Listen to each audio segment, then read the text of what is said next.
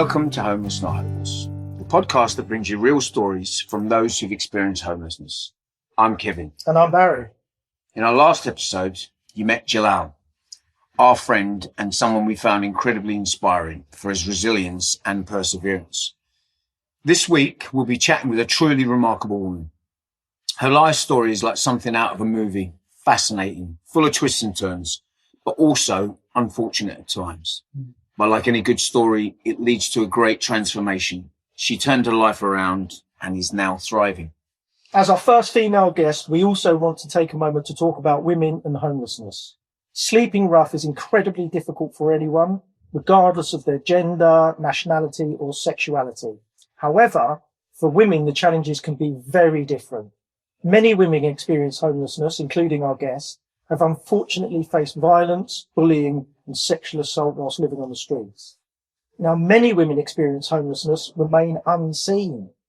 They may not be sleeping on the streets in the traditional sense, but instead of using public transport, A&E waiting rooms, squats, sofa surfing, or staying with strangers.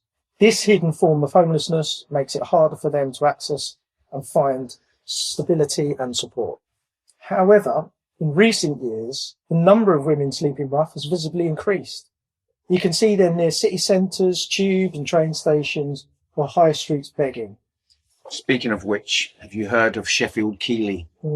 She's a 34-year-old homeless woman who recently passed away in Sheffield. She became well known on TikTok, where millions of people watch videos of her singing and dancing, posted by others. Keeley was alcoholic dependent and had been exploited for likes. It's just sickening. It's an absolute disgrace. Absolute disgrace. Yeah, people paid her money to perform, literally using her for entertainment. This story deeply upsets us.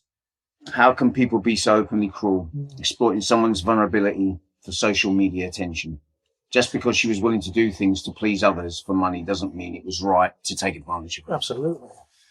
This is a stark reminder that homelessness and the struggles that come with it, including addiction, can happen to anyone anytime. That's one of the reasons we're doing this podcast. Yep. We've noticed a growing trend of social media influencers using homeless people for content. Even if the intent isn't to mock them, but simply to share their story, it still feels exploitative. Why do some people think it's okay to approach someone and ask for deeply personal details about their life? What is the purpose behind it? To us, it's still exploitation. Yep. We invite our guests not to exploit them, but to understand their experiences and help inspire others. We would never want anyone to share something they're uncomfortable with. Again, our goal is to resonate and inspire. So please, don't use homeless people, regardless of their gender, nationality, sexuality, or religion, as content for social media with a clear ethical purpose. What happened to Keeley is tragic, and we can only hope it serves as a lesson in how to treat another human being with dignity and respect. Absolutely. I couldn't agree more.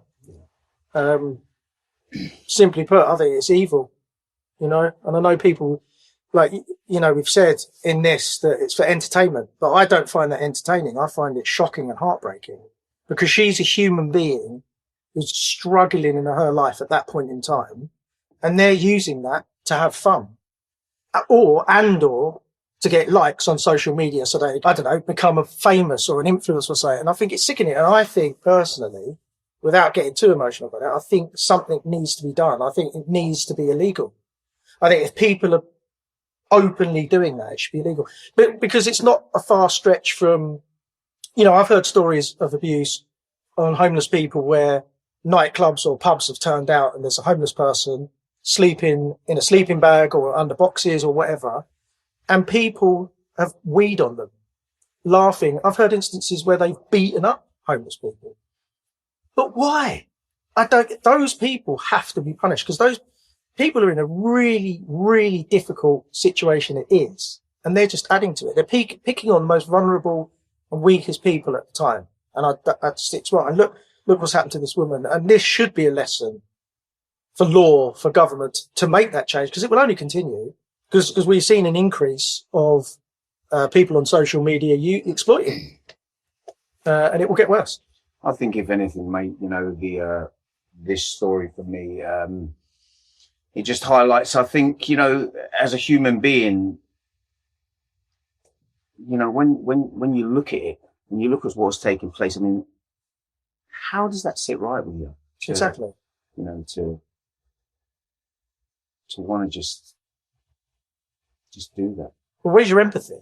Where's your empathy for another human being? I've been the person on the stairs. I've been pissed off. I've been beaten up. Yeah, it's not nice. And I could go on and on. There's loads of other things, but just those two, because we discussed them. Yeah.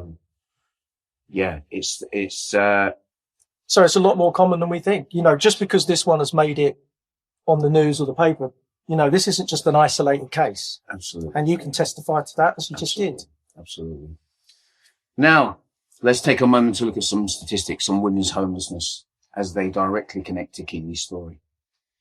The National Women's Rough Sleeping Census Report, May 2023, found that in 41 local areas, 815 homeless women were identified, far more than the 189 recorded in the government's rough sleeping census. This shows that many homeless women go unnoticed. Women sleeping rough are also more likely than men to have experienced trauma, domestic abuse, mental illness, and self-harm. Self-harm, that one I particularly know. I've seen a lot of that. Really? Yeah.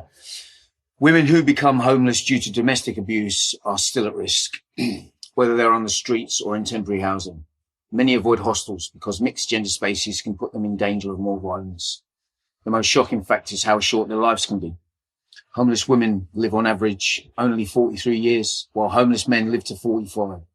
In comparison, the average life expectancy for the general population is 83 years for women and 79 for men. See, that is huge. That's huge gap.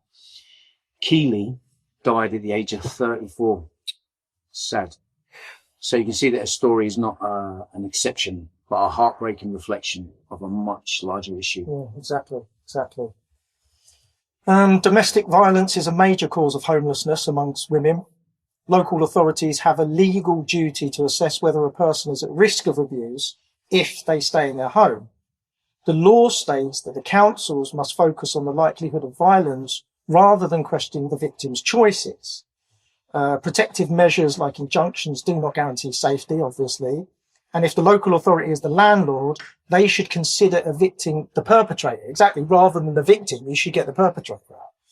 However, if there is a real risk of harm, they must treat the victim as homeless and providing safe accommodation.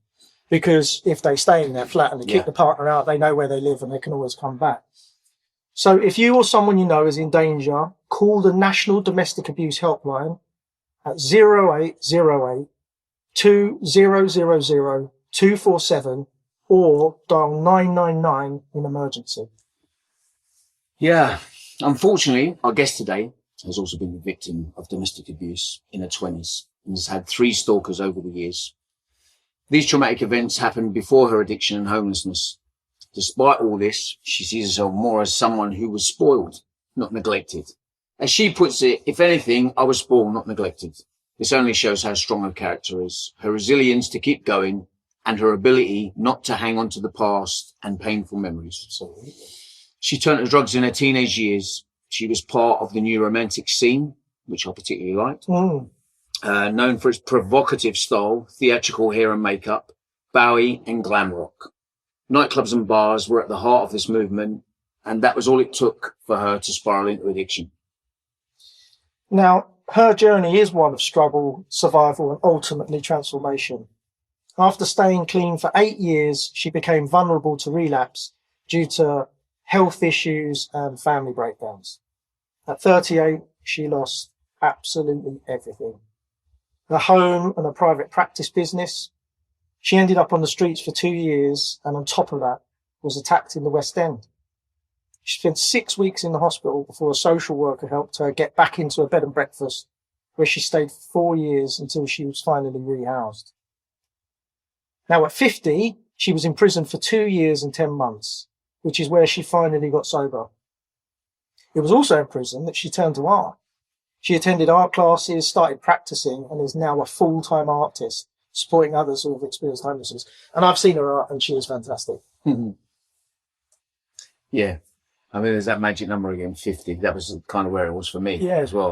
Really, things started to change for me at 50, Right. Started getting grey hair. Geraldine worked with Cafe Art for 4 years, where her paintings and photography were published. Her work was also featured in The Big Issue, and Channel 4 covered her exhibition.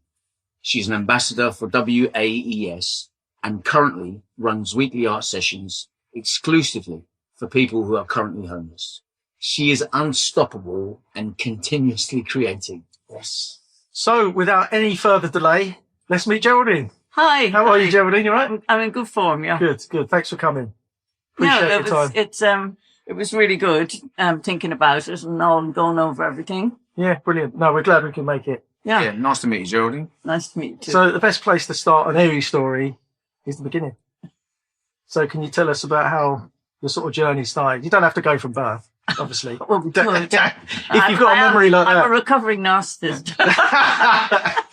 Do they ever recover them? No, I doubt it. Anyway, I was born in Dublin and came to London when I was 17 for 6 weeks. I was supposed to go back to Ireland to go to university, and I got into the squatting scene and sort of went from there. So I just didn't go home. Yeah, brilliant. Was that all part of the sort of music, what was it, the New Romantics and all that sort of stuff? Yeah, well, no, that came a bit later, but I was only 17. So, and all my pals failed their exams, so they had to go home. So, really? Yeah. And I met a whole crowd of people squatting and all that, and I got into it. And then I started working for a woman selling pictures in London. And then after a while, I ran the business for her. Oh, wow. Because I'm good at organising things. So even when I was at school, I was the first female president. I started organising people. I don't know why. I just have a need to do it. Yeah. And then after a few years of doing that, I set up my own business.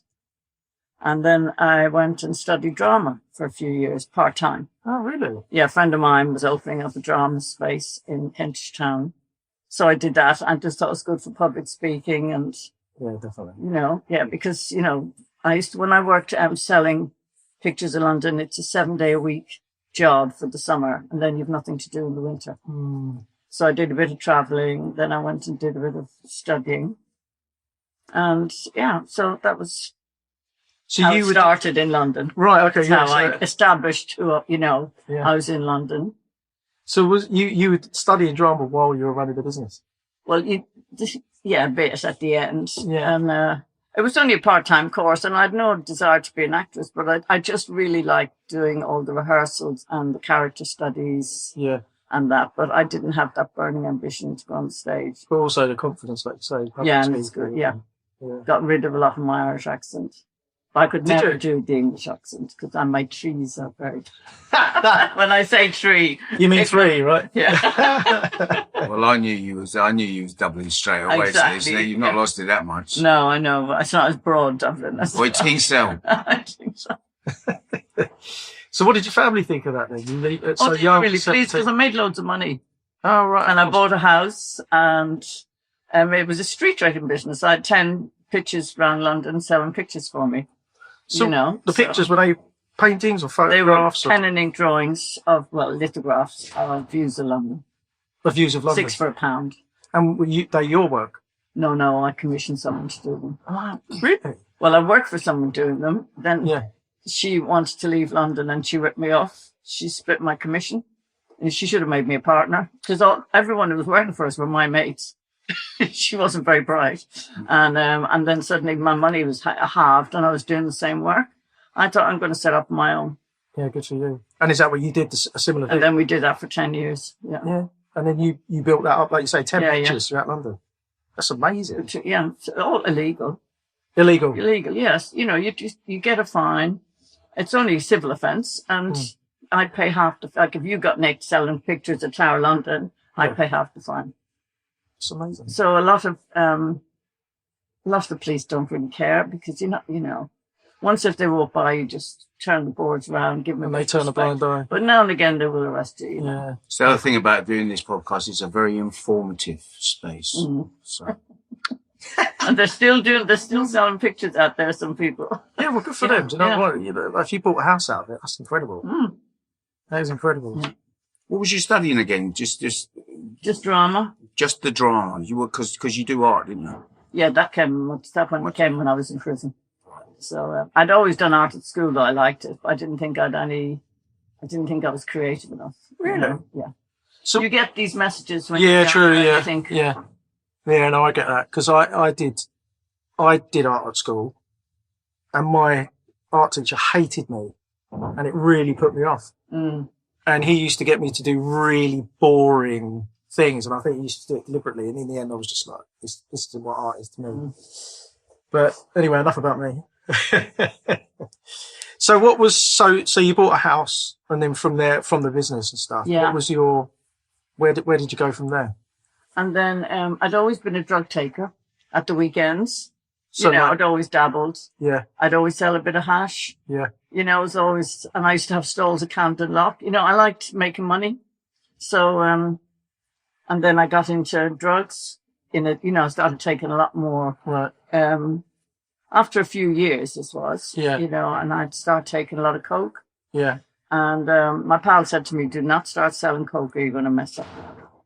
Because my best girlfriend was a very big wholesaler in North London for cannabis. right, You see, so anyway, of course I didn't listen. mm-hmm. And I ended up taking a lot of coke, selling a lot of coke. And then these guys brought me some pipes one day. In those days, we called it freebasing. Mm-hmm. And that my whole world just changed. It was, so addictive. Was that smoking it? Yeah. Yeah, Crack. freebasing, right? Okay. So, And what from the start that changed? yeah, well then it's a whole different level. It's not social anymore. Right. You're on benders for 3 days. You're up all night. I'm drinking a bottle of brandy. You know what I mean? It's like it was full on drugs. Yeah. Yeah. So, yeah. So that was, suddenly I was in the drug subculture. And did that take your attention away then from like your business and stuff and like you say, Well, I money? had partners as well. They used to run for me. Right.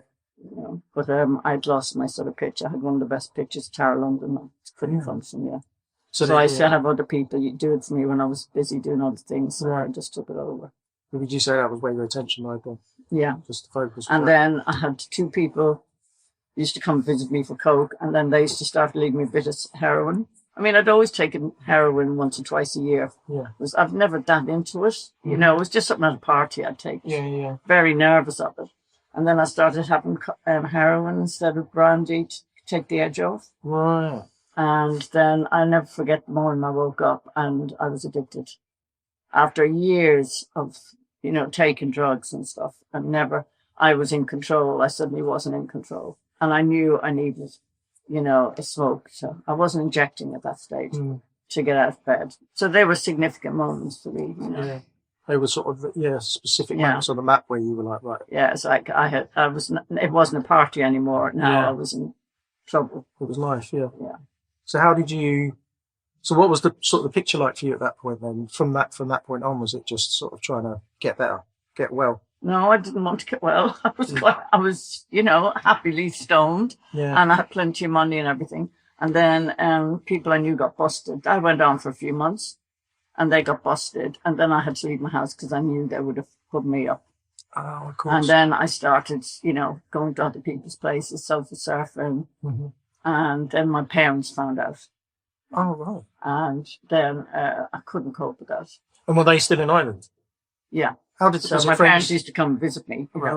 They had business in Holland, so they'd stay with me in Clapham and that. So then they sussed. Right, they dropped it. And they thought I'd had a drink problem. They weren't sure. And then because it wasn't fun anymore then, It was like I couldn't make money dealing. I'd lost a lot of contacts because I didn't have a base. Yeah, I'm hanging around. There was no mobile phones in those days, so, yeah. And then I went to Ireland and I detoxed.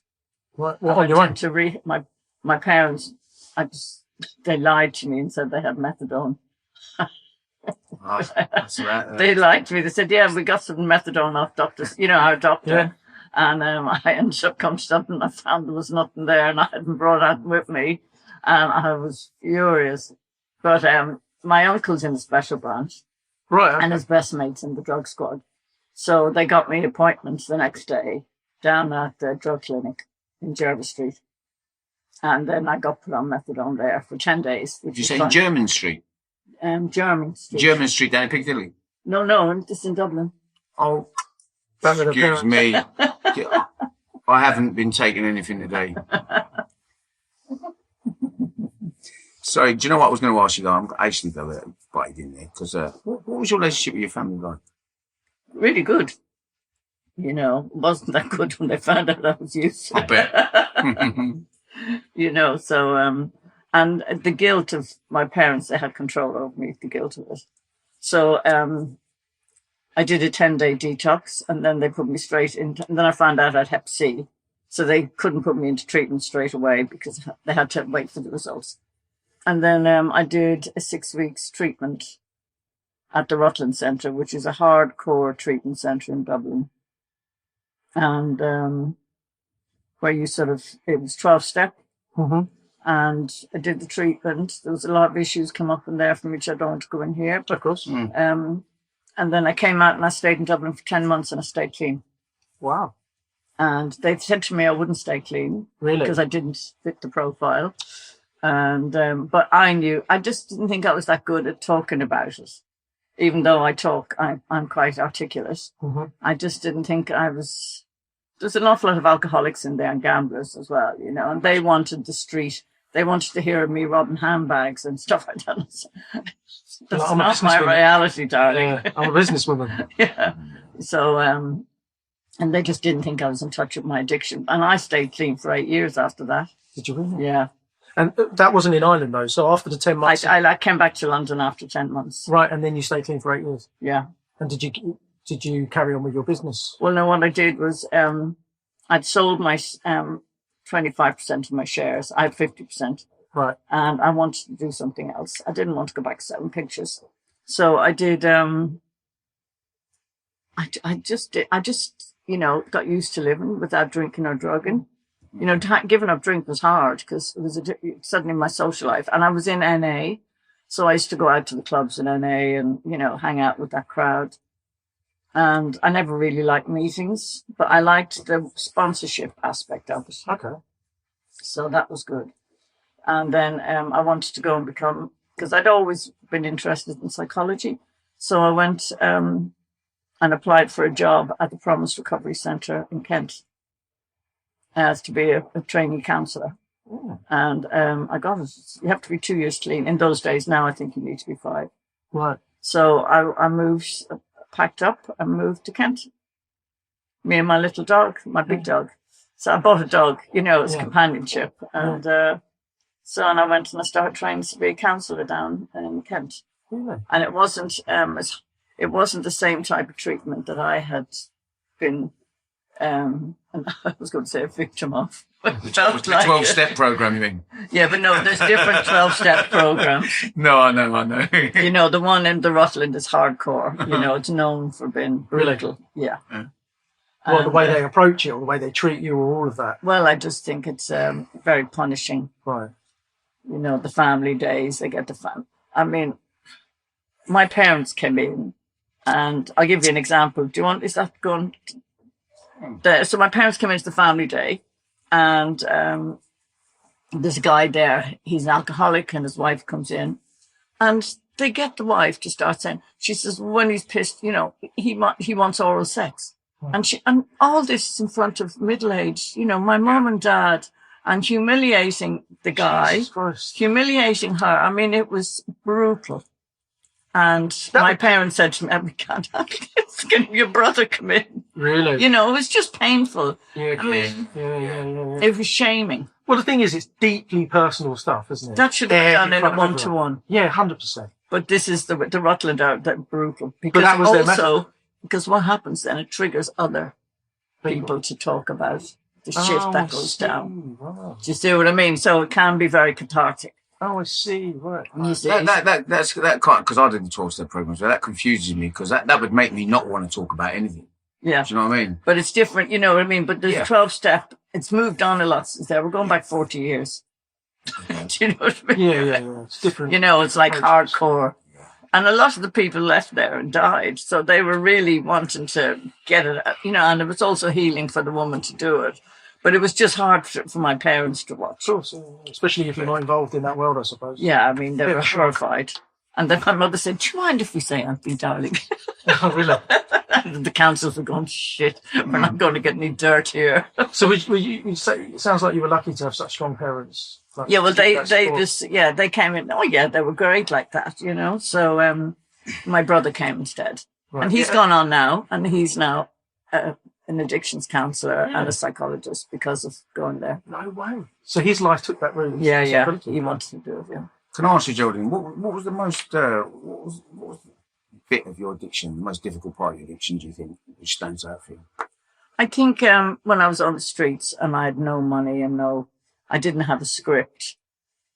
And I think also using street drugs, you're just relying on people and being robbed. And, you know, it's like a war zone from a woman's point of view, you know, because when you're sort of loads of money and you're getting your drugs delivered, it's no big deal. But when you're on the streets and people are after you and want to rob you, and that is really frightening. I bet it is. Yeah, I understand. I've been there. So, I mean, much of what you was discussing before, the Camden thing, the action stores, all that, you know, not only have I been there and done that, but the same area as well. I used to sell my hash on the Lock Bridge. Yeah, oh, yeah, you know yeah. And, but yeah, it's a story I know very well. Mm. Yeah. So how long were you on the streets before you went back to Ireland to detox? No, I didn't. Oh, no, you were still... It was when I relapsed after 8 years, I ended up on the streets. Right, okay, so you went to Kent, you studied to be a counsellor. Yeah. And then... and that was to help people with the addictions themselves, is that addiction, and I specialised in eating disorders in the end. Oh, right. More interesting. Oh, really? Because there was a bit of a conveyor belt, the 12-step system. Right. 6 weeks in, do, and it was, you know, I had some fantastic patients. Yeah, I bet. And I learned loads. The promise, he sent me to America for training. Oh, I wow. got some amazing training. Yeah. I've got and for sex addiction, I didn't want that one because I applied for the job to run the halfway house in London, and the previous director had been booked into the sexual dependency unit in America, you know, to get trained because they were going to do sexual dependency, and I ended up getting it. And I had to go and do the course, which was an amazing course. But the realities of me sitting in a room full of male sex addicts, Jesus. I just went, no, I'm being sexualized here. And I just told my boss, I said, you can do it. I'm not doing it. Yeah, who thought that break? Well, I had to take the course because these courses are really expensive. Yeah, I bet. That's a bit... Yeah, anyway, should have been with the but I was assertive enough, believe me. I didn't. Oh, I can believe it. I can believe it. But it was interesting. It was very interesting. So how long were you in Kent for? I was in Kent for 2 years. And then I took the job in the halfway house in London. Mm. So I moved back to London then. So I did that for a year. And then I wanted to go into private practice. Oh, what, like your own... So, again, going solo? Well, yeah. Like you did with the markets. So you were working for someone else. I mean, I really loved working there, but also my caseload was brutal. Mm. And I wanted to study psychosynthesis. What's that? It's a psychospiritual psychotherapy. Right. It's like humanist. And it's, I wanted to do some more work, you know.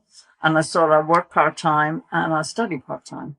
Because I like studying. So it's, and he was okay about it. My boss, he always said I saved his son's life because his son came into the clinic and they gave him to me. Because that was really... No pressure there. Yeah. But anyway, he always... I don't think I did save his life. But, you know, so that was... I'm still friends with him today. Oh, brilliant. So I did that then for another 3 years, private practice. And then I had hepatitis C through all this. Right. So then I went on the first trial for hepatitis C in London. And in those days, they didn't put you on antidepressants. It's like a chemotherapy. Interferon. Yeah. So I had a very bad reaction to it. I got clinically depressed. And, you know, starting totally different personality, complete personality change. And I was crying all the time. And that's because when I did it further on, they addressed all that. Because some people have committed suicide on interferon.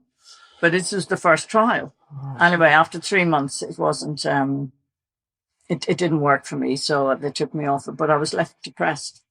And I went on some an SSRI, which it was a bit of a disinhibitor for me. And I'd started drinking. I'd been drinking for a year. After about 8 years, I decided to go back drinking. And was that just because you felt like not because anything prompted you to do it? You just was like, I can have a normal. Yeah. Right. And I sort of did it under supervision. Okay. As well. I used to work for a psychiatrist. She used to refer me patients, and we were out at dinner, and she said, "Look, I think you'll be fine." And you know what I mean? I didn't just go out and have a drink one night. Yeah, of course. Actually, and I was fine for a year, and then I started taking a line or two of Coke and half an E, and I was still fine with that. And then was that again like at the very beginning when you were in control, so you felt like you could do it again? Yeah, I've been clean 8 years, so I started. No, I hadn't taken drugs. Which on its own is impressive. 8 years is incredible. Yeah, but it was just also when you're in the business, you don't think about it. Sure. I mean, I could have started drinking once I was in private practice, but I didn't for 3 years. I felt ready to. So, what happened was, as I was out clubbing it, I met some guy, and he came round to my house, and he had crack on him. I couldn't get him out of my house, and I just said, "Look, I can't touch that." A lot, because I would do this at the weekends. I'd be working during the week, and I'd have this at the weekends and put it in the cupboard. It wouldn't be talking to me. It was just, It was just like you'd have wine in the cupboard. Yeah. And then I was also still clinically depressed. I'd come off the what do you call it, the SSRIs, and also at the same time, just to add context to it, I'd had a big fight with my parents over the inheritance, and I was in Ireland. The girls don't get much in some families. Tell me about it. I know from first-hand experience about that. So yeah. So my family are Irish. So yeah. Anyway, so there was that, and that cut me to the core because our family are business people. Money is everything, and they just wouldn't listen to me. So I was going to get. Then my brothers were going to get 2 big houses each, and I was going to get 6,000. I mean, it's laughable because it wasn't index linked. When it was decided 40 years before, that was a good deal. But the 6,000 never changed. You see, where the houses went up in value. Yeah. You see, so anyway, I was really bitter about that. I didn't want the same as my brothers, but I just thought, and also I think they'd heard I was dabbling again. Right. But so I was so bitter about it. I think because mentally I wasn't well after all the depression and everything. I wasn't able to process it, and So then I ended up having a pipe, and then I started having a double life, and then it took me about 6 months to start using again. And I just went downhill so quick. Lost everything. I had a house in Kent, lost the money on that. I bought another house and sold my house and bought a house, a little cottage in Kent. Couldn't practice, lost my practice, lost my reputation, which was the worst, because that took me years to build. And I ended up living on I had to leave my flat because I had no money. I didn't sign on. I didn't know how to sign on. And I was mad. My mental health was crazy. I'd be up for days. It's like the perfect storm, isn't it? All those things happening exactly and then I'm at the same sleeping time. at the back of the Army and Navy in Victoria Street. And how long were you street homeless at the time? About 2 years on and off. I'd go and stay with a mate, and then I'd drive everyone mad because I was so cracked up, Sounded just like me. I was the same. Yeah, I am really entertaining, and people like me. But then I'd you take it to the next level. You take it to the next level. Yeah. So there would be a bit of social surfing, but mainly I was sleeping on the streets, or I'd stay awake all night. And I get some people would feel sorry for me and put me into a hospital, but I didn't know how to sign on, so the hospitals would throw me out, and that. So so that was, and then. And that was in the space of 6 months. So you'd gone from... Yeah, it took about 6 months and the money ran out. Smoked the savings. Really? Yeah. What was it that motivated you to stop and get cleaner? I had leg ulcers. I had leg ulcers in my legs, that size. Yeah. And this was 10 years later. I was used for 10 years. Snowballing. But, was you on the streets for 10 years as well? No, I was on the streets for 2 years. Then I got mugged and I ended up in hospital because I had disc of the spine and it was misdiagnosed. So I was near death's door. I was under 7 stone. And they took me out of this hotel. They put me into a hotel for a bit. And then eventually I got into hospital and they found out what was wrong with me. And they kept me in hospital for 6 weeks. You've got to be sick to be in hospital for 6 weeks. 100%. Yeah, they don't do that. I was skin and bone. Really? Even after a month of build-up, I looked at myself in the mirror. I looked like something out of Belson. Because I was just left in a hotel room, pissing the bed. Do you know what I mean? I couldn't get to the loo. Yeah, of course. Yeah. And my brother got these people to come over because he was in Ireland. He got them to come. They got me in eventually. So, I mean, it's scary. I think that was a sort of pivotal moment. I mightn't have made it. Right, that was how close it was. Mm. So when you went, going back, if you don't mind, so you got mugged on the streets and that's why you went into the hospital?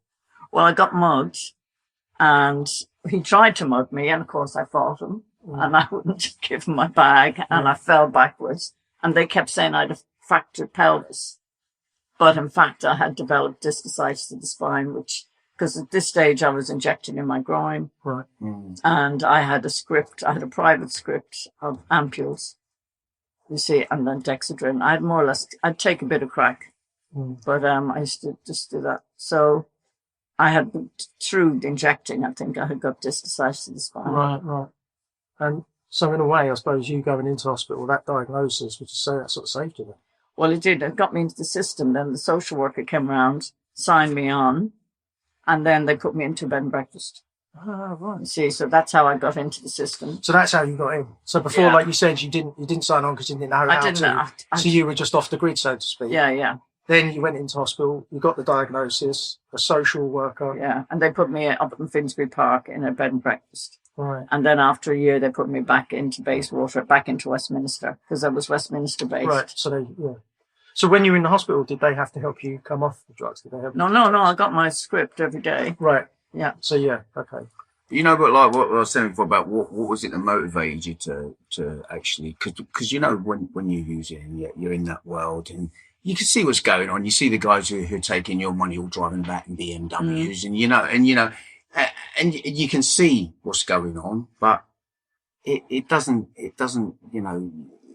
change anything. You're still where you are. What was the lighting of the fuse that sort of like really got you to say, do you know what? Because I used to fall over. I used to get up. Used to have a few months, fall over, get up again, have a few months. I'd be like, what the fuck? What did I do? What's different to the lot? And then, that's it. And then bang, I'd fall over it. Things are different for me now, but I'm not going to get into that because it's not about me. But what was it? Can you think of something specific, or was it a lot of different things? I would never give up. My parents did everything. I thought, no, just because I was so pissed off at them, they'd no leverage on me. And I just didn't, I'd lost everything. And I had a really big script, private script. So I was getting 4 injections a day, loads of speed. Do you know what I mean? I was on a lot of drugs. So I was comatose. You can't hear anything when you're that stoned. So when I got the leg ulcers in my leg, it was like, honestly, mind-numbingly. Have you ever had leg ulcers? No, I haven't. They're mind-numbingly painful. And I mean, I'm standing in the kitchen and I was like this. And I was thinking, my friend had loads of morphine and, that slow release. And I took about 500, huge amounts. I couldn't get rid of the pain. And they're notorious for that. Old people get them, Yeah. So, and of course I'm still injecting, which is probably aggravating them. And I just thought, I can't live like this anymore. So that was the tipping point. Yeah, because I was in agony. This wasn't fun. This wasn't this wasn't this wasn't me, go and get a bit stoned or whatever. Life's a bit uncomfortable. I'm broke, but it doesn't matter. You know what I mean? It's because, it takes the edge off everything, the gear. So it was that. I was in agony. And was that while you were in the bed and breakfast at that point? No, I got rehoused. What happened was when I came out of hospital, I was put into bed and breakfast for 4 years. And then eventually I came up on the list for a flat and I got my own place. Right. And I still continued to use for another 6 years. Right. And I got TB in the meantime in 2006. And everyone I knew was, I had a private script. I used to go to a private clinic. Everyone I knew was tested. I don't know where it was. And that's why I've got. That's what I was going to say to you. Yeah, was that a cause and effect? And that was, It was just, I picked it up somewhere, and obviously my immune system, and I had a bad dose of it. So that's why I've got all the scarring on my lung now. Right. You see, so I've done this. I've only been on oxygen 2 years. Have you? But it's And you said that's a direct result of that? Of tuberculosis made it worse. He said my emphysema was not too bad. He said it's your scarring. So where were we? So you said that you moved to a flat, you'd had your flat you've been using for 6 years. Yeah. And then I got you decided, as Kev said, what inspired you, it was because of the pain from the ulcers.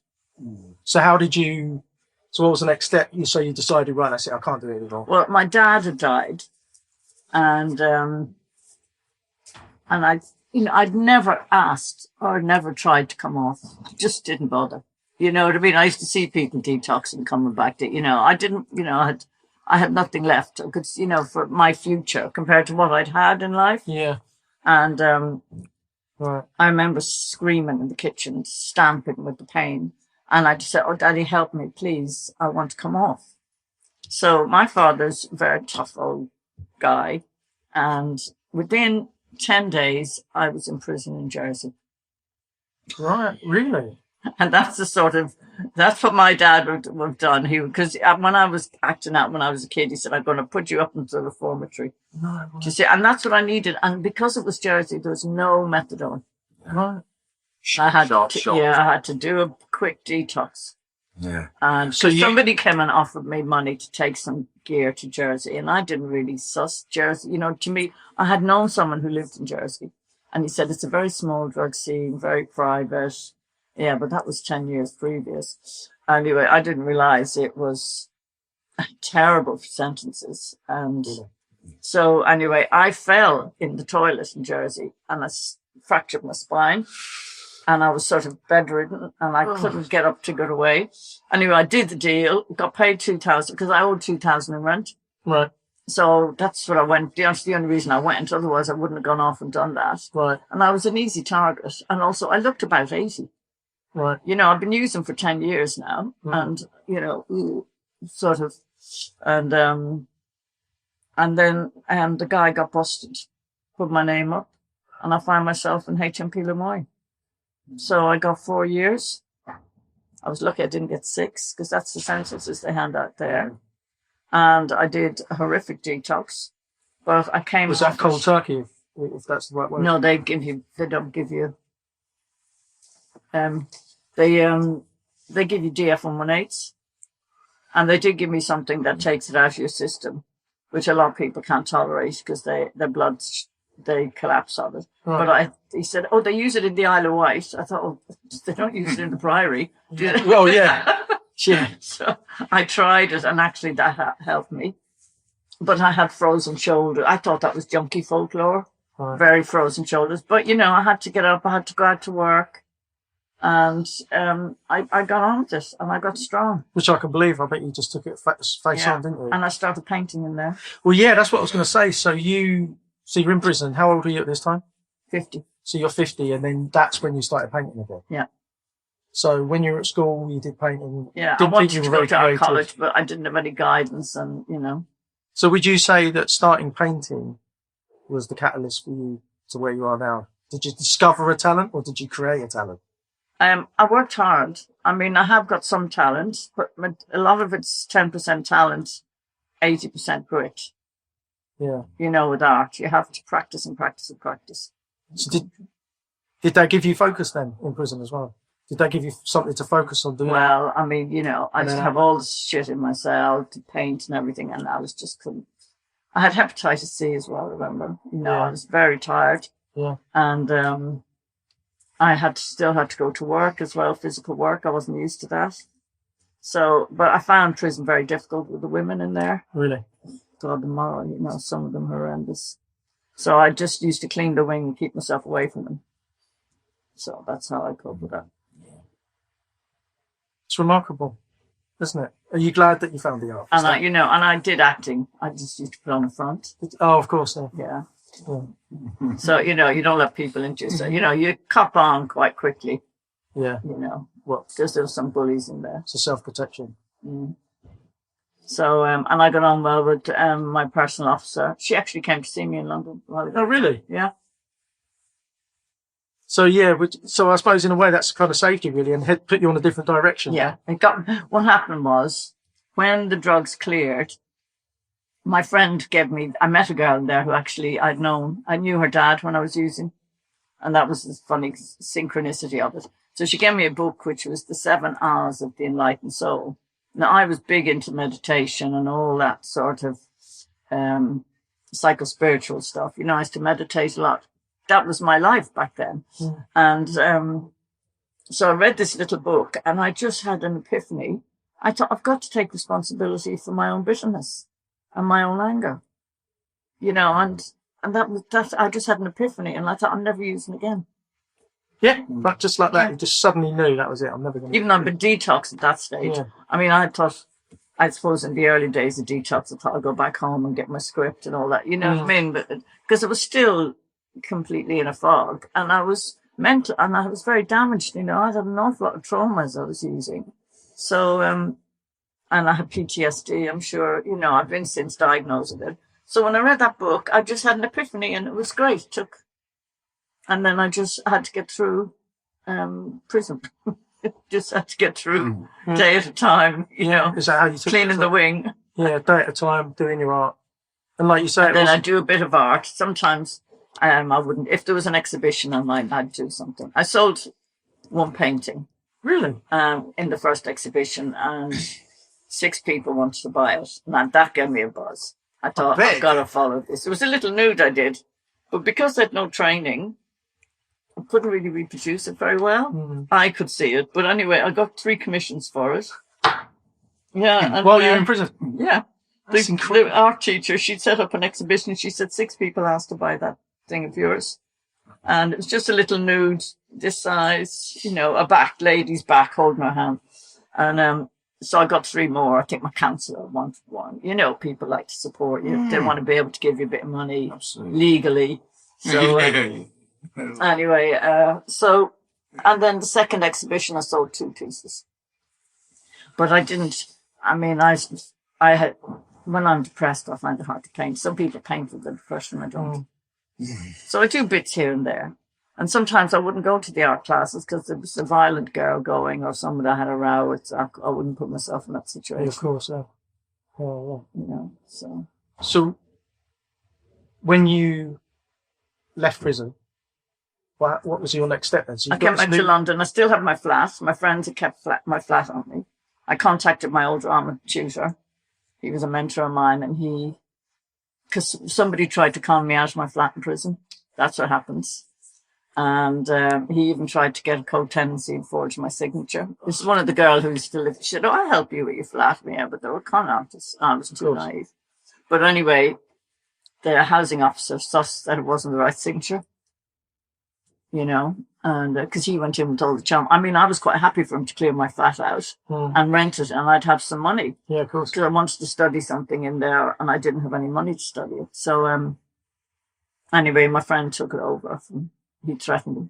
He said, "Wait till the prison hears back what this is the girl who was supposed to be a Christian was doing." You know what I mean? She was taking advantage of me. He said, "I will contact the prison and get your friend into trouble. You soon give the keys back." My mate's fearless, like. Well, yeah, because thank God for your friends. I mean, no, but that is what happens when you're in prison. You get all your stuff gets robbed. So how did you find that motivation to stay strong? I know you said you had that epiphany, but obviously through the art and stuff, but all these I don't get cravings. Right. Once I've come off, I don't get cravings. Right. I'm really lucky. And you were focused, yeah? You just knew that was it. Well, to be honest with you, there wasn't that many drugs in prison. Good. And they gave me some stuff for I was getting nerve endings in my toes. And then the girl said to me, "Listen, can I have some of them? You get stoned in them." So I took 3 one day. And I lay in bed for the Saturday, and I thought, what a waste of a day. See what I mean? I'd just come out of that wanting to. I didn't want to be stoned. I was quite happy to be alive. So was you? I just thought that was a waste of a day, and I gave the pills of someone else. I didn't sell them. You know what I mean? I just said, "Here, you can have them." So my whole energy had changed. So that saved you, really. So like you prison saved me, definitely. So your dad I couldn't have detoxed on the outside. It was too long, too painful. So Yeah. I could have got 2 years rather than 4 years. Yeah. There's no, that you don't get out after. I did 3 years, 10 months. Really? No, 2 years, 10 months. I used to do the revolving door thing, short, little sentences. I was homeless in Canada and I used to go Pentonville a lot. And, you know, I would, you know, the Cockney slang for it is a lie down, you know, a lie down. You go and you just get your head down for a few weeks. But I often found that it was, to me, it was a relief. It was an absolute relief to go to jail. Back. Well, I know you've done a bit longer, but, you know, that thing where when you've got you haven't got the keys, you know, and your ulcers might have been killing you and all that. And if you was outside, what would you have gone, right, I'm going to soldier this? You wouldn't. You'd have gone and got something else, wouldn't you? Yeah. When you're in jail, you're locked in and even, you know, you just know that you're in the right place because you're actually going to do it. You're going to do it in your, but it doesn't prevent you from when you leave starting again. So like you were saying about that epiphany, I was very interested in that because what was it? Because I had a very similar thing happen to me, which I'm not going to discuss either because it's just boring, but you know, that interests me a lot because for some people there's a moment where they just, you know, and you think to yourself, you know, hold on a minute. How comes I couldn't just, I didn't see that like 10 years ago or why couldn't I see it? Is it even about that? Sometimes it is, you've got to go through certain things to just reach a point and then you get that little spark or whatever it is you want to call it and just bang. Do you know what I mean? Yeah, because you could take a horse to water, but you can't make it drink. You know, you've got to want to do it, haven't you? Yeah. And I know that's a bit of a cliche, and I was saying, but it is true, isn't it? And I was fed up with it all. I'd done it all 10 years with Jesus. And that's probably my ADHD. I get bored. So you've come out of prison, you've gone back into your flat. Yeah. Gone back into my flat. My old pal who helped me out, he used to send me 20 quid a week. He was now needed a carer, so I used to help him out a few hours a week. And then I went and got Hep C treatment.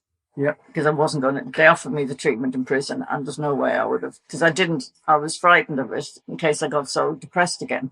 Yeah. So what they did was they said because of my previous one, so I went and seen a psychiatrist 3 months before I went on treatment. They put me on antidepressants so I couldn't go so low.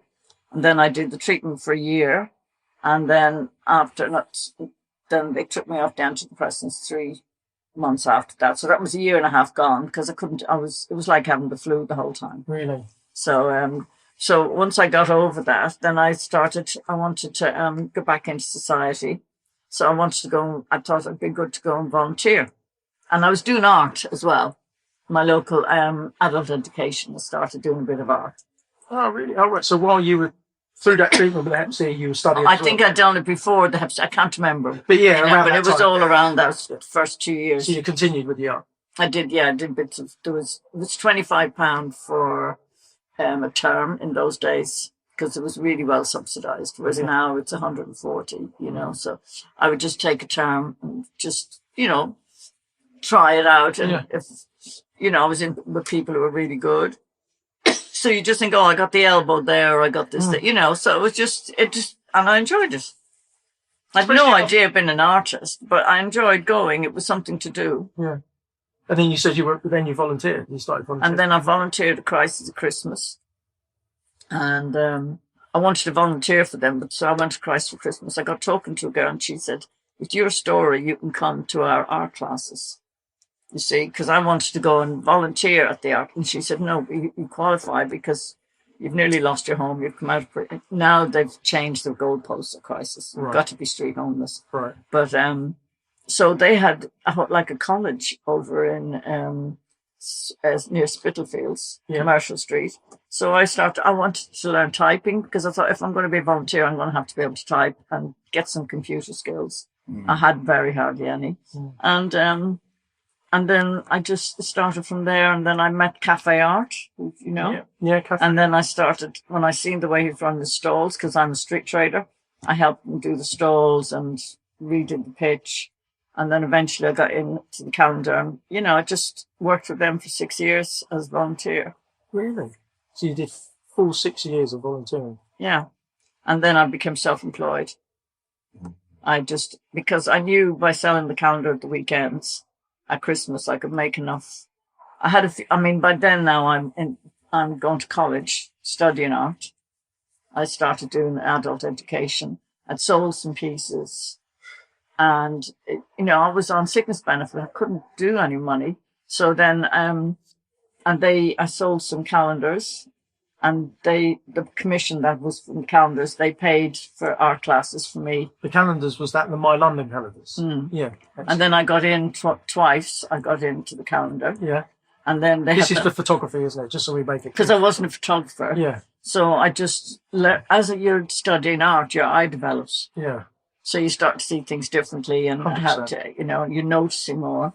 So then they had a competition at the hotel, what they use. The hotel wanted 10 pictures for the rooms. For the back stairs. Or for the rooms. You know, they show them in the back stairs, don't they, in that hotel? Yeah. Well, yeah. Yeah, they show them. They exhibit the pictures in the back stairs. I know. Well, they've changed owners now, so I don't know. So anyway, there was competition, and so I never really went to the Royal Photographic. I did once, but So anyway, I took a camera and I went out and I joined the competition. And Paul Ryan rang me up. He said, "We've got a problem." He said, "They've chosen 6 of yours." Oh, I thought I'm going to be in trouble. Excellent. And because I studied it, and I went out and I did about 120 pictures. Anyway, they picked 6 of mine. That's amazing. And then I was laughing. But it gave me so much confidence because I was thinking of going self-employed. Yeah. Anyway, so they had a rethink about the whole thing. And then they extended the amount. I got 5 in, and then everyone else got 1 in. And I ended up, somebody reported me to the DWP after she hated me so much. What, jealousy? Well, yeah. Yeah, but I was self-employed at the time. Right. She didn't realise I'd made that jump. She thought I was lying.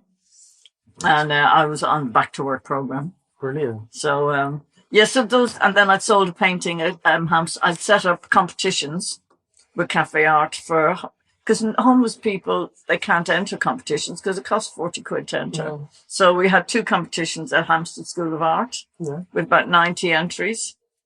I got shortlisted. I did. And mine sold for 500 quid. Oh, so that was all that thing around the same time. She said, there's a black guy, sort of, what's that word? Posed. Oh, yeah. And she said, I've always wanted a black man on my wall. She was the editor of the Ham and High or something. Really? Anyway, you hear these things. I never met her. But that was good. But all that sort of gave me the confidence because I was on sickness benefit for 10 years. So that gave you the confidence to keep doing it, keep because of my emphysema, I didn't have enough energy to do a full day's work. I can do, and I get incredibly tired. So that's why I hadn't the confidence. And I didn't want to go back to work doing stuff, like doing shelves and stuff like that. Especially when you've got... And I had different skills. I had counselling skills, business skills. Find your way. Helps you find your way again. 100%. And what, did you find that's what you wanted to... Obviously, you wanted to do your art, but did you want to help people as well? Yeah. And because what I said was, because I'd done so well at adult education and I won the London Learning Week. I won the London region for my college, for the college I wanted you to go to. Yes, yeah. So and what I did was I wanted to send Cafe Art as a huge mailing list. So I said, why don't we send out all the things that are available for people if they want to go and study? With Michael Wong, he was the guy. Michael Wong. Yeah. So we did that, and I got people into that college, and Crisis sent down a bus of 10. You know what I mean? So I was able to. And so you were sort of pioneering a new. It was a mentoring program, and it was also signposting, letting people know what's available. Yeah. Because a lot of people, they don't know, and that particular college has got so much stuff available. So anyway, I had somebody asked me to have my first exhibition. And this woman then up in Tufnell Park somewhere, and in a community centre. Anyway, the big issue, we're doing my publishing my artwork. So they published it and they're saying she's gone self-employed at 60. It was just a little thing like this. And the next thing, Kevin, that's how I remember your name, Kevin rings me and he goes, Channel 4 has been on the phone and they want to do an interview with you. They want to interview you? Yeah. And the exhibition because of my story. Do you see what I mean? Yeah, of course. Street Yeah, homeless. I was 60 and I've taken the jump. So they came and then I did an interview with them. It got 750,000 views. But you know what they did? This, you be very careful with interviews. The headline was, I used to spend £2,000 a week on drugs. And that's what they put the head. And of course, everyone read it. But anyway, because of the actual story was okay, I only got 2 bad. I mean, loads of comments, really positive comments. Brilliant. And 2 comments going, where did you get the £2,000? Yeah. You know, it's only 300 quid a day, for God's sake. Yeah, but no, that's amazing. You know? That's amazing. So then, obviously, all this exposure. Yeah, and then this lady came to see me and she said, how can I help you?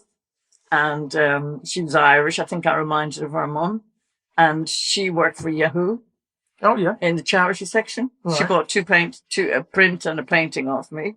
And then I got £2,000 grant to set up my mentoring. And that was so that it started that way. And you're mentoring, again, obviously focusing on art. Yeah, just sort of signposting people. Then I got artist in resident here for 6 months and had an exhibition here. And here is the ODAC Centre in King's Cross. So and that's really how it all started. And then I met Andy. Then I just trucked along for a few years. And then I met my current sponsor. And I wanted to reignite that because I left Cafe Art and I was just doing stuff on my own. And then another local lady gave me £2,000 to help people during the lockdown. So I was able to pay for people so they had internet, 25 quid each a month. Meant that they were, if they're sitting in a room on their own, And some people, I got them food, and she used to, she was a really nice local woman, very wealthy. Right. And she was delighted. She wanted to give the money away, and I had all the contacts. Yeah, sure. And she wanted to make sure it went to the right place. Yeah, she said, I'm not giving money to charity. Right. I wanted to go directly. Yeah. What advice, Geraldine, would you have for people who are struggling? I know that's a bit of a general. It depends on what your triggers are. Don't dabble. That's the one thing I see. I've known loads of people who've been off drugs for years and they all dabble at Christmas or on a birthday. And if you've had an addiction to drugs, 3 days of drugs and you're addicted again because your neural pathways. Yeah. It's not like in the beginning it takes 6 weeks. So, what I would say is don't dabble. Don't get dabble. Yeah. I went back drinking when I felt strong enough to do it. I didn't drink for years. Yeah. I mean, I did drink and I messed up. And I took coke and I messed up. And because what I hadn't anticipated was that there was going to be a big problem with my family. And I couldn't cope with it. If that hadn't happened, I probably might have worked it through. But you've always got to have support because shit happens. When I finally realised, Geraldine, that, it just was, I was literally, there was no joy in it anymore. Exactly. Right? I was paying I might have been a bit down or something, right? But then I'd pay to make myself feel like shit. Mm. Now I know we've all heard that's what drugs do to you, but,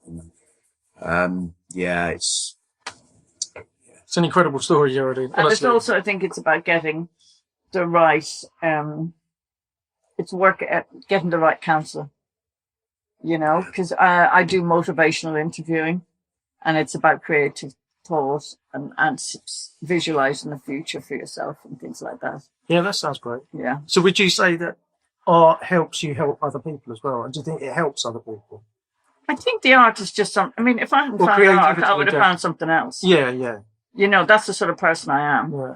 I would have, but the hardest thing I have to do is go into my studio to paint. Yeah. It's really hard. Getting started? Yeah. And, and judging yourself. that I'd find, other people I know go in and just create. Yeah. But to me, it's really hard. It takes a lot of concentration. And the easy thing is helping people and organising stuff. And that, that's so. And I don't know if I have any advice. I just think if you want a better life, it's shit having an addiction. You know, you're in prison at your own prison.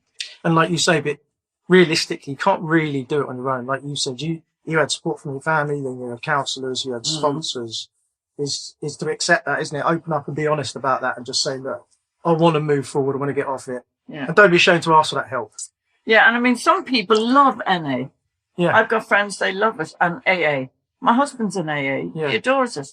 Yeah. But it's, you know, it's the relationship he has with his sponsor, I think, keeps him clean. He's 9 years now. That's incredible as well. Yeah. Just before we finish, Geraldine, you got any, what's your next project? My next project, I'm setting up a company, a community interest company, because the Limbury Trust, Sainsbury's, have just offered me some money. Really? Yeah. Brilliant. How do I get in touch with them? Fantastic. That is incredible. Congratulations. Well, I mean, to be honest, I don't want the money in my bank account. You know what I mean? Really, it's too much responsibility. Yeah, but it is. Yeah. Because with my health and that, so I don't mind. They could have put it in my account, but I'm going to apply for more Arts Council funding, and I'd like to paint, and I've just got a flat. Congratulations. I just got a flat the other day. Brilliant. Yeah, because my flat is 27 steps up, and it's so hard. For Please tell me to you got a lift. It's got a stair lift. Right, good. So I got it on Monday. Oh, that's fantastic. No, I found out Tuesday, and I cancelled all the home swapping. I've been 3 years. Every day it takes up an awful lot of your mind. People wanting to come and view. You want to. Yeah. So it's that's my next step now, is to make a nice home. Yeah. Good. And and to continue what I'm doing. Yeah, the future's bright. We're going to keep rolling on. And yeah, we see what happens. Hopefully I'll get Arts Council funding for another year. Brilliant. Because my year ends in November. Really? And if I don't, I've still got the Limbury Trust to back me up. So, and I'd probably retire in a few years. Yeah. And then I'll give it to someone else to run. I can manage it. Yeah. You know, from afar. With all them organisational skills, it's too much of a temptation not to, you'll isn't get bored. You'll get bored at home if you're not doing happens, it. You need to be I get bored easy, so. Yeah. So could I ask you, looking back at when you were struggling, if you'd have heard a podcast like this, do you think it would have helped in any way, listening to someone like you?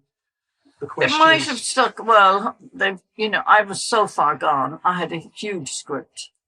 I mean, they hadn't seen the script like mine since the 60s. Because I had a good psychiatrist who, if you got the money to help prescribe it. So I was and I did a few times ring up to thing, and what they offered me was nothing. So, I've said this before, when you're on gear, you can't hear anything. Yeah. That's well said. You can't hear it. Yeah. And if you hear it, you filter it. Yeah. So it's, and that's why I'm glad I didn't go through that endless come off, you know what I mean? I just accepted it and just got on with it. Amazing. Because you're making, if you're going to be a drug addict, be a drug addict. Yeah. You know what I mean? Stop trying to be. And I think that seems like your approach to life, isn't it? You're going to do it. Yeah. Do it full on. Honestly, Geraldine, thank you for coming in. Thanks very much. It was a pleasure. Yeah.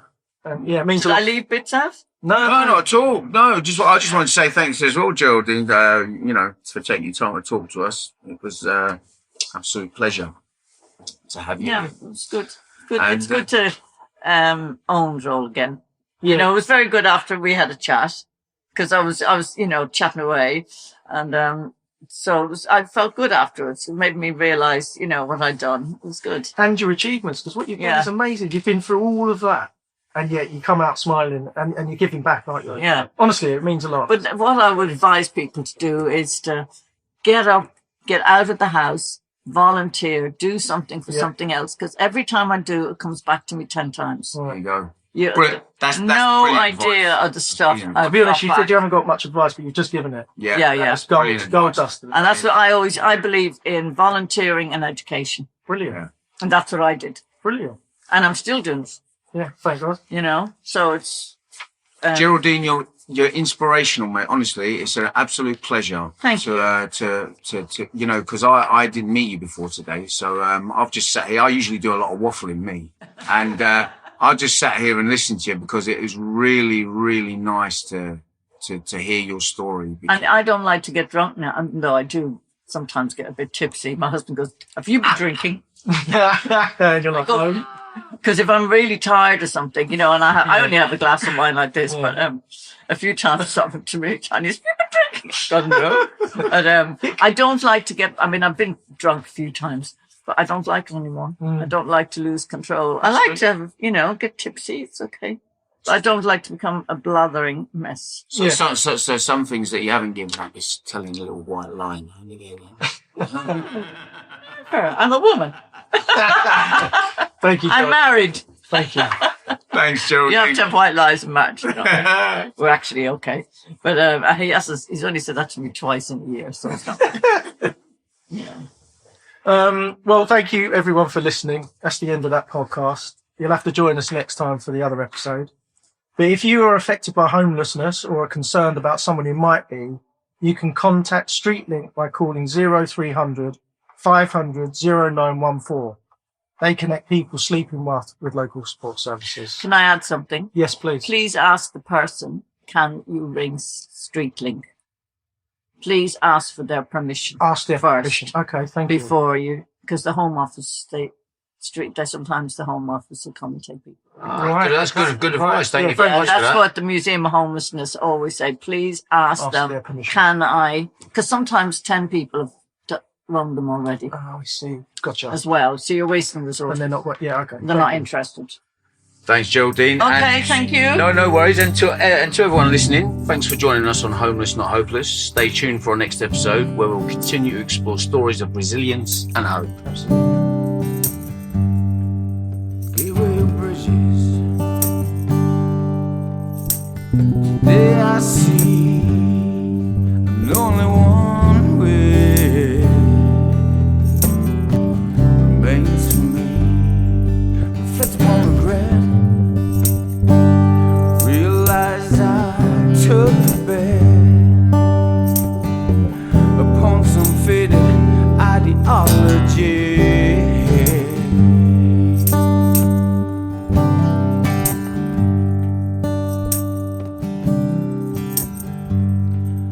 If you fall in love with a narcissist, expect to crack. Slit your head.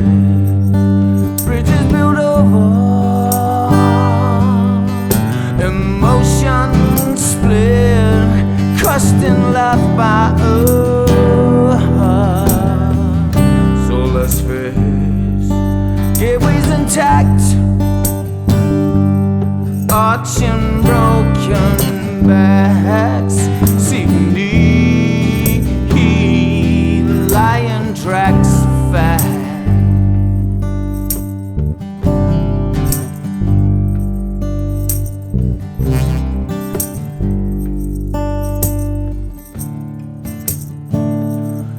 Bridges built over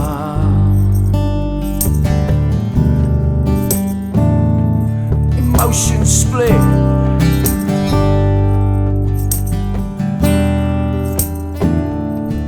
Bridges built over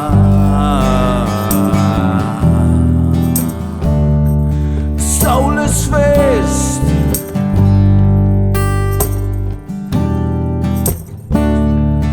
Bridges built over ones we just can't see.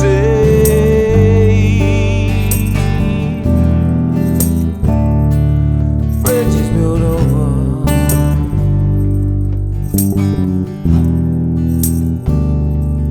bridges built over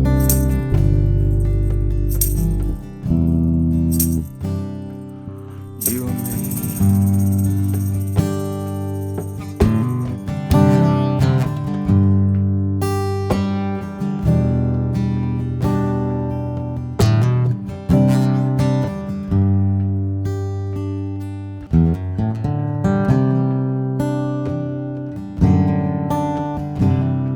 me.